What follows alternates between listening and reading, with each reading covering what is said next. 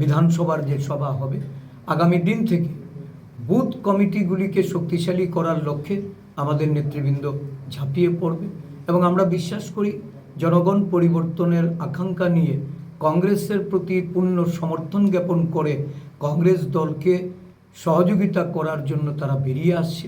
যেখানেই যাচ্ছি ব্যাপক সাড়া পাচ্ছি। আজকেও এখানে এসেছি।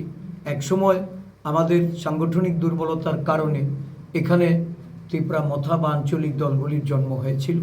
উপজাতি ভাই বোনদের ভুল বুঝিয়ে তারা এই রাজ্যে যে শাসক দলের বি টিমের যে ভূমিকা পালন করেছে, আজকে আদিবাসী জনগোষ্ঠীর ভাই বোনদের কাছে এই জিনিসটা পরিষ্কার হয়েছে।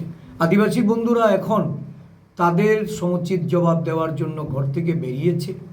এখানে আমাদের থৈকই বাবু এই মনো বিধানসভার আমাদের ব্লক নেতৃত্ব, চেলাফ্রু বাবুরা আছেন আমাদের ব্লক নেতৃত্বে, আমাদের সাবরুম বিধানসভার ব্লক সভাপতি মনোরঞ্জন দত্ত, আমাদের অন্যান্য যুব নেতৃত্বরা সবাই একযোগে আমরা সংঘবদ্ধভাবে কাজে আমরা নেমে পড়েছি। আমাদের ঐক্য, আমাদের সংগঠিত এই সমষ্টিগত যে সিদ্ধান্ত, এই সিদ্ধান্ত জনগণ গ্রহণ করছে এবং জনগণের কাছে আজকে কংগ্রেস দল বিকল্প রূপে প্রতিষ্ঠিত হওয়ার জন্য দলের পক্ষ থেকেও আমরা আমাদের যে প্রচেষ্টা, এই প্রচেষ্টার প্রতি পূর্ণ সমর্থন জ্ঞাপন করতে আমরা অনুরোধ রাখব। আমরা বিশ্বাস করি আপনারা যারা সাংবাদিক বন্ধুরা আছেন, আজকে সাংবাদিকরাও কিন্তু এই রাজ্যে নিরাপদ নয়।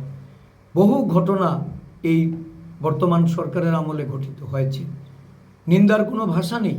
তারপরেও বলবো সাংবাদিকরা যেভাবে তারা এই সমস্ত ধরনের ভয় ভীতিকে উপেক্ষা করে কাজ করে চলেছেন, আগামী দিন এই রাজ্যে 4টি স্তম্ভকে আমরা গণতান্ত্রিকভাবে তাদেরকে প্রতিষ্ঠা করেই এই রাজ্যে একটা পরিবর্তন আমরা নিয়ে আসব।